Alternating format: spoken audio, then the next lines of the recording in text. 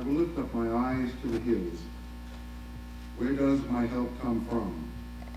My help comes from the Lord, the maker of heaven and earth. As we begin our memorial service, I would ask that you sing Abide With Me, the first, second, and fifth verses. Abide with me on our programs.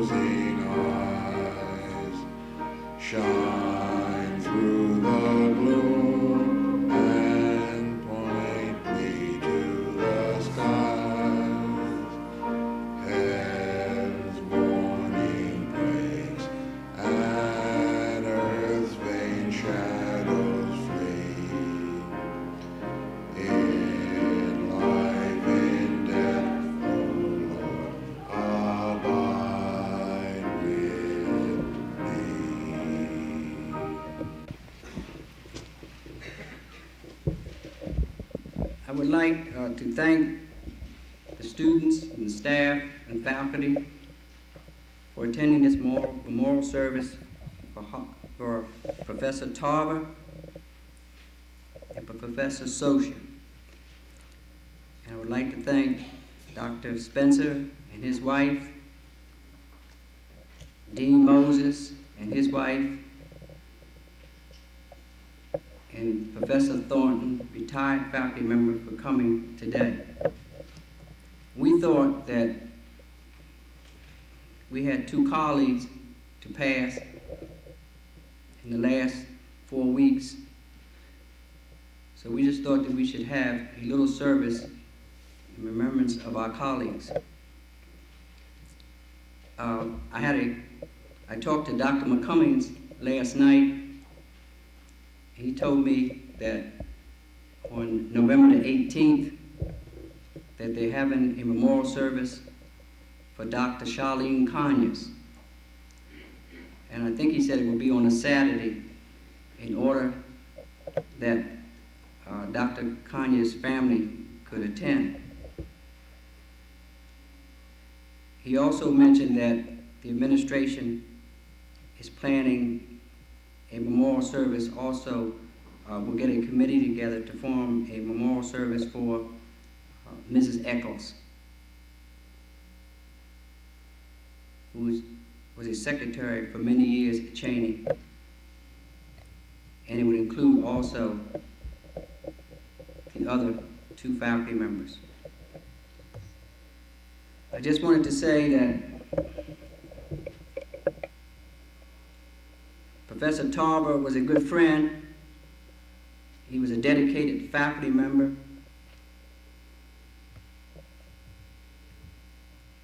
He served as department chairperson in the humanities. He was a member of the Academic Affairs Executive Council.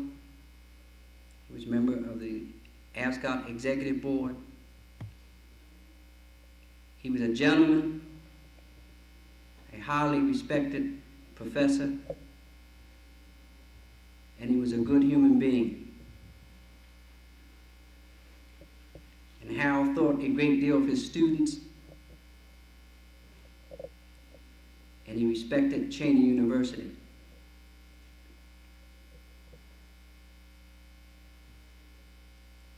Professor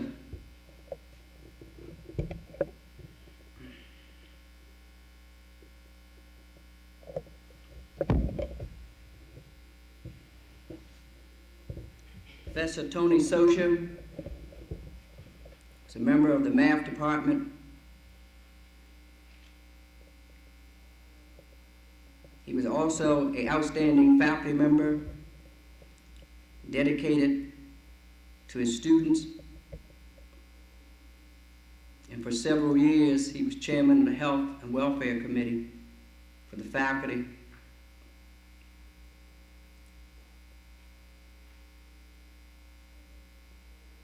And Professor Socia was ill, very seriously ill, for 3 years.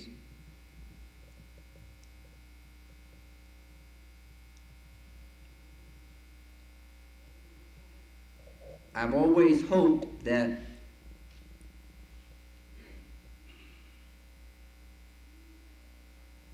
we as a faculty, a student body, and an administration and staff, that we could one day go back and show respect and honor to all of our retirees, both faculty, staff, and administration. And that we remember those that serve well at this institution.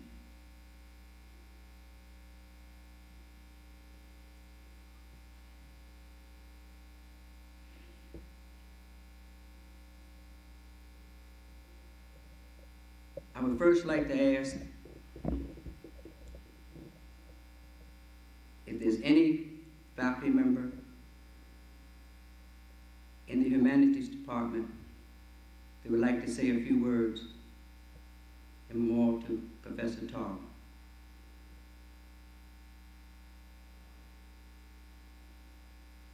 Professor Dale.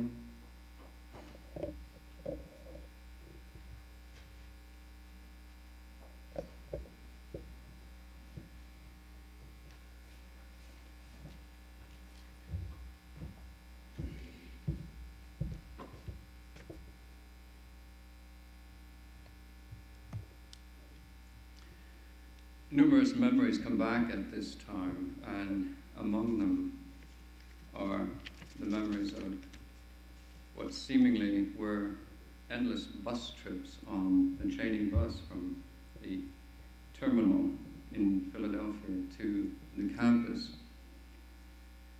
And very often those bus trips began with a great struggle to get on the bus to find a seat, because in years past, there were so many students on many occasions that it was necessary that even a second bus be put into service for the overflow. But I can remember on many occasions on those trips that Harold was always reading a book or a magazine article or a catalog of an art exhibit.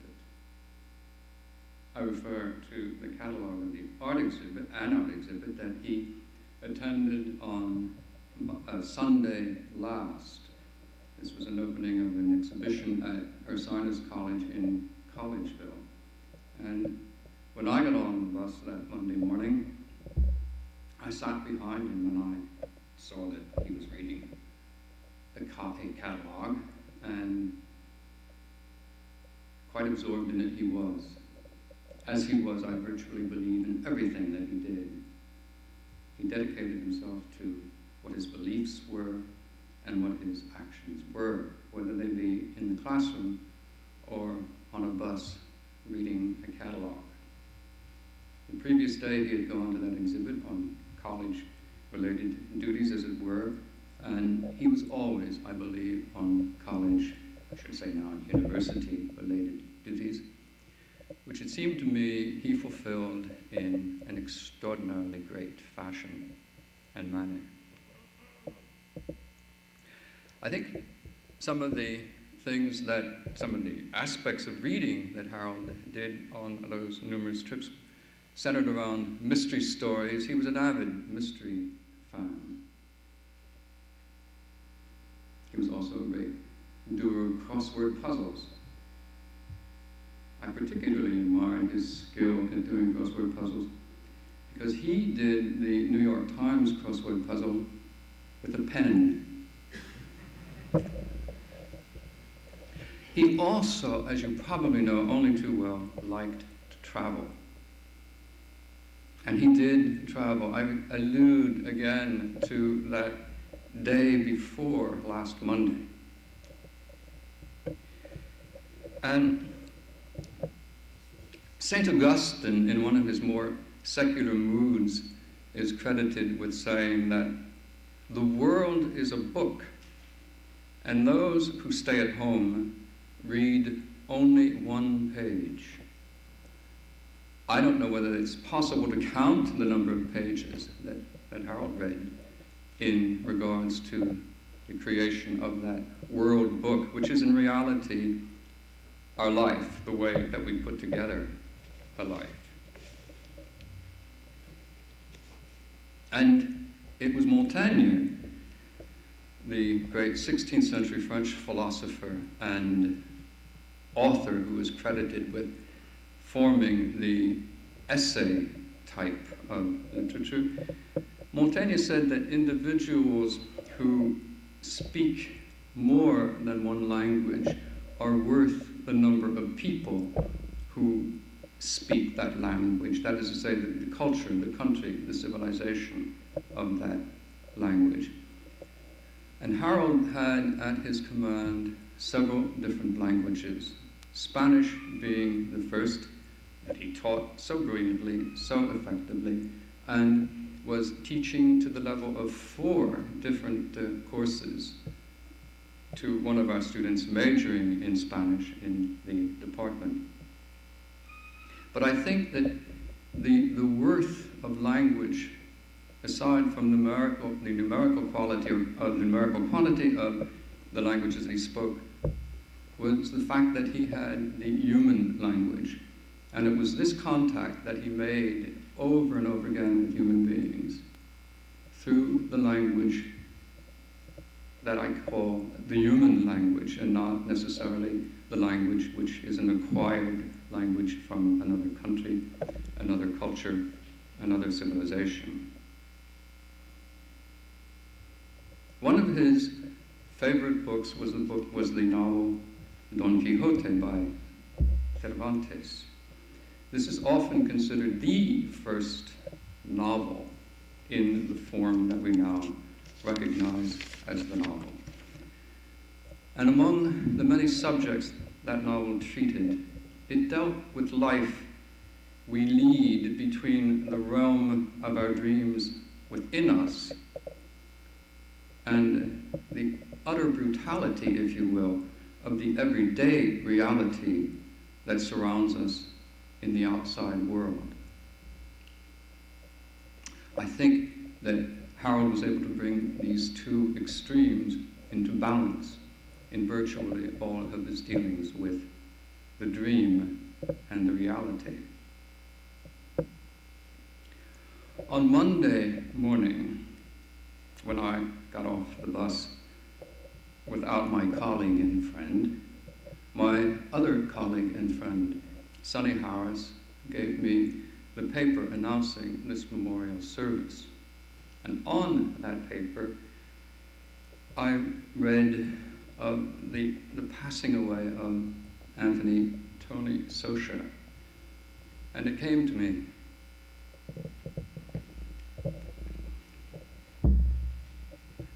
As a shock, for the very simple reason that I lost a brother to exactly the same fate, if you will, the same destiny that turned out to be Tony's. would not be possible for me to stand here and I must make mention of Tony Socia as a gentleman whom I knew on this campus over a long, long period of time. Both Harold and he had in common the fact that they both walked very quickly. I could never keep up with them. And on that very last Monday, it seems to me as though Harold must have made the trip between the Humanities building and the other end of the campus to Duck Creek. I know of 2 times. He may have done it a 3rd time. But after the opening of the sculpture show of Oliver Lagron, I was working with a student. One of my students wanted some help, and we were walking to the bus. And when she and I got on the bus, I was astounded to see that Harold was there. And I said, "You must have flown to get over to Bailey and then get on this bus and back to town." And he said, "I did." But it was the kind of thing that he always did. He flew to his destination and accomplished his purpose and did it in the way that we all know, with distinction, honor, valor, and extraordinary achievement. Both Tony and Harold were gentlemen as well as gentle men. And I think that we shall continue with the memory of them and their dreams and their contributions they made to our understanding of the reality that surrounds us. One of the last lines in Shakespeare's Hamlet is, "Good night, sweet prince," when the dying Dane and his tragedy come to an end. To you both, we say, goodbye, good friends. We shall remember you, and we are the better for having known you both.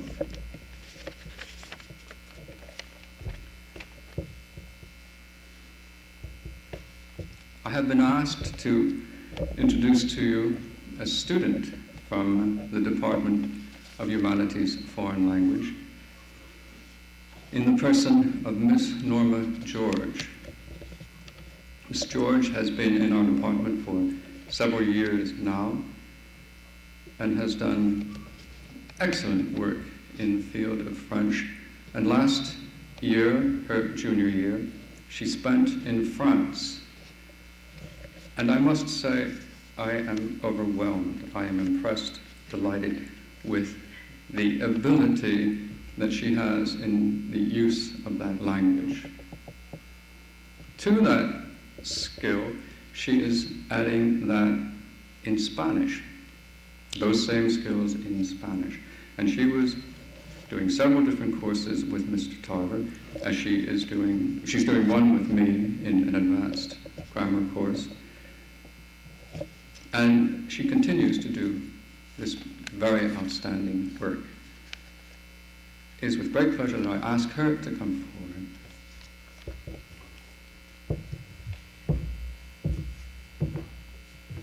Good afternoon. As we gather today to pay tribute to our friends who have passed on, I am reminded of the words of a verse of Longfellow's poem, A Psalm of Life, which says, lives of great men all remind us we can make our lives sublime, and departing leave behind us footprints on the sands of time. By the standards of today's society, Harold Tarver may have never qualified to be called a great man. But for those of us who knew him, those of us who worked with him and sat under his teaching, he cannot be considered as anything less. As a dedicated professor with a tremendous wealth of knowledge, he did not limit himself to the giving of lectures and the dictating of notes, but he shared his personal experiences unselfishly, and in short, he gave of himself. He offered support, he encouraged responsibility, and he praised for work well done. As an advisor, he took the time to listen. For him, no problem was irrelevant and no concern too trivial. No individual was unimportant. Though always very professional, he was a friend to all those who sought his help. I can't help feeling today that our lives have been enriched for having known such a man, and that we would be inspired to be our very best as human beings for having known such a fine person. Thank you. Professor Papat.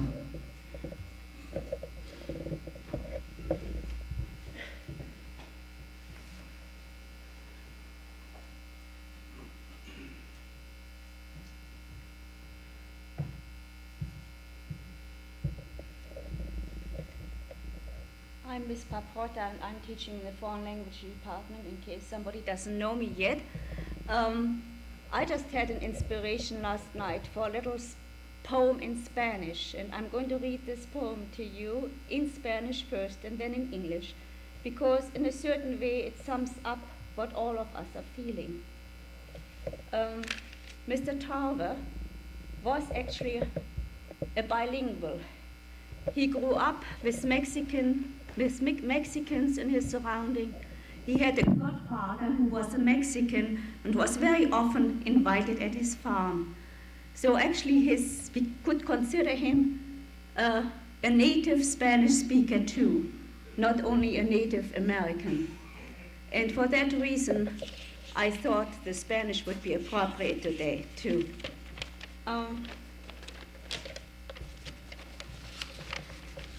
Llora la alma por nuestro amigo perdido, dulce amigo tolerante, siempre un señor, siempre un noble, como los visigodos de España. Si podías ver en qué tormento nos has dejado, qué choque del alma nos has creado de verte en la tumba, todavía sonrisando. ¿Por qué había querido salir este mundo? ¿No había más que hacer para ti? ¿Más que desarrollar? ¿Por qué tu flor estaba cortada en llena juventud? ¿No podías cumplirte?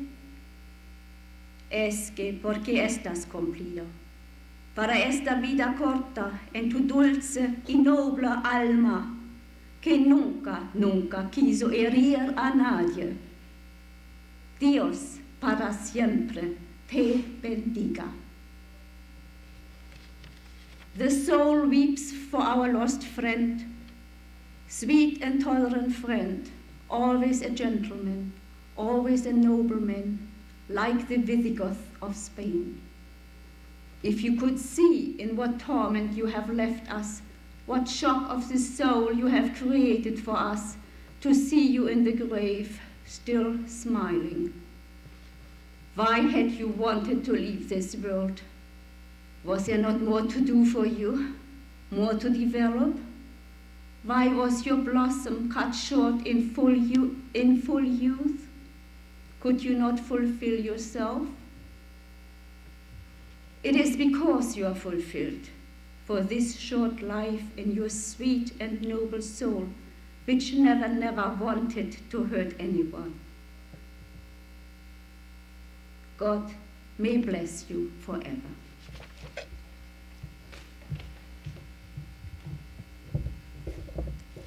Dr. McCummings said he wanted to be here today, but he had to be in Harrisburg. Dr. Clark had to be in Maryland. Dr. Moore felt ill and had to immediately go to the doctors today. But representing the administration is Dr. Florence Johnson. I wanted to say a few words. Dr. Johnson. We will all greatly miss Harold Tarver. He was, as has been said before, a fine gentleman, a wonderful scholar, a very cooperative person, cared so much about his students. I know that Norma is going to miss him quite a bit, and we will miss him also. My name is Charlene Manning, and I'm a part of the student body. I would just like to say that death affects us all in different ways. But we should rejoice in knowing that Mr. Tarver has gone to a better place, more divine, and yet that we all have to go to. He was a warm, considerate, and kind man. And we know when he died and when the Lord came down, his work was well done. And we know that we should rejoice in his heart because he is in heaven now. Anyone else? Mr. Cunningham? While Mr. Cunningham is coming up, I wanted to acknowledge Professor Socia from the English department, a retired faculty member who is with us also today.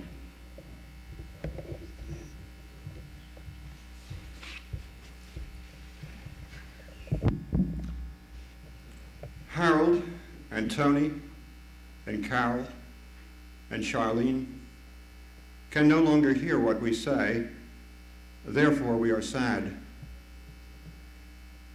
They can no longer speak to us, therefore we are sorrowful. We can no longer do anything to affect them, therefore we grieve.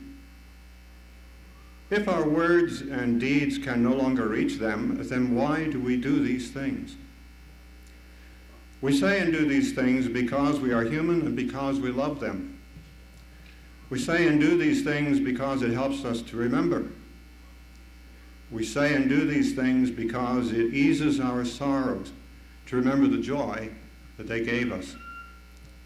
We say and do these things because we know that one day we will join them in the dust and our molecules will be recycled into the great universe. We say and do these things because it reminds us that if we wish to do any good for anyone, then we must do so now, because death will separate us from others for whom we would act. It reminds us that if we wish our friends to know that we love them and are gladdened by them, we must say so now. It is one last benefit Harold and Tony and Carol and Charlene have given us. You too are my friends, as well as Charlene and Carol and Tony and Harold. Thank you too for the joy you gave me. I love you. I just want to say before I sit down that once again I have to acknowledge Dean Moses. He was I know he doesn't want to come up because he's taking this very hard, but I just wanted to say that Dean Moses came to Cheyney when I was a junior. And I think one of the first things he said to our class was he was a Morehouse man. I think he said that. And he also hired me in 1970. And he was vice president of academic affairs for several years. And Dr. Spencer, who was Dean of Education and Technology for several years, have come back to every affair that we've had at Cheyney University. And Mrs. Spencer, Professor Socia, Professor Thornton, and Mrs. Moses, we thank you. I think that this is the kinds of things that will help us to go on to make Cheyney a better university, to make Cheyney the Cheyney that we all want it to be.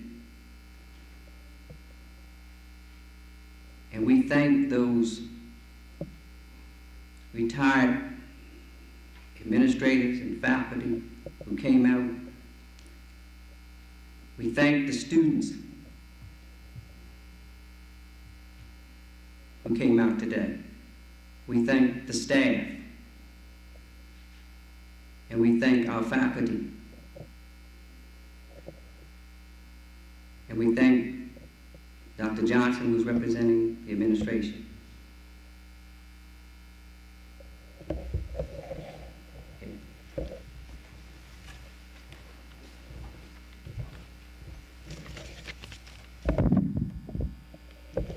Before we conclude, I would like to read from the book of Ecclesiastes, the 3rd chapter, just a few verses. I'm reading from the Good News Bible, today's English version. Everything that happens in this world happens at the time God chooses. He sets the time for birth and the time for death, the time for planting and the time for pulling up, the time for killing and the time for healing, the time for tearing down and the time for building.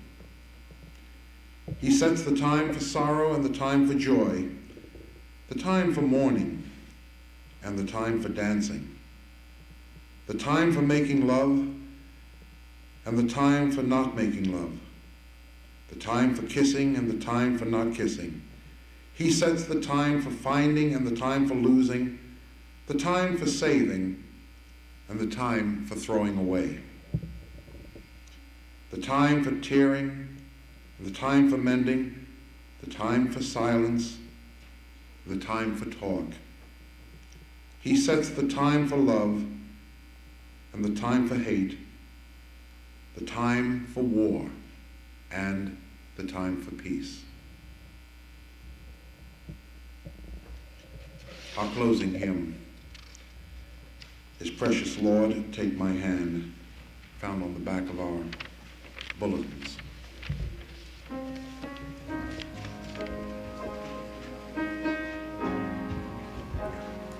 Maybe rise as we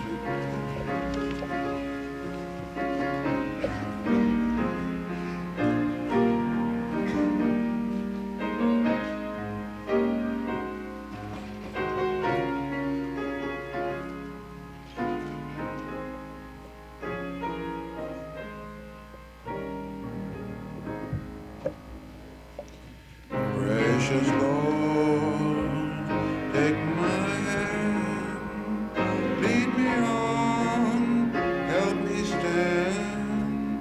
I am tired, I am weak, I am worn. Through the storm, through the night, lead me on to the light. Take my hand, precious Lord, lead me on. When my way grows drear, precious Lord, linger near. When my life is almost gone, hear my cry, hear my call, hold my hand, lest I fall. Take my hand, precious Lord, lead me on. Now may the grace of our Lord Jesus Christ, the love of God, and the fellowship of the Holy Spirit rest and abide with all of you, both now and forevermore. Amen. You did a good job. Look, you take care of yourself. Yeah, you take care of yourself. You know we'd be in the same place. Yeah, and the reminder. If we try to wait.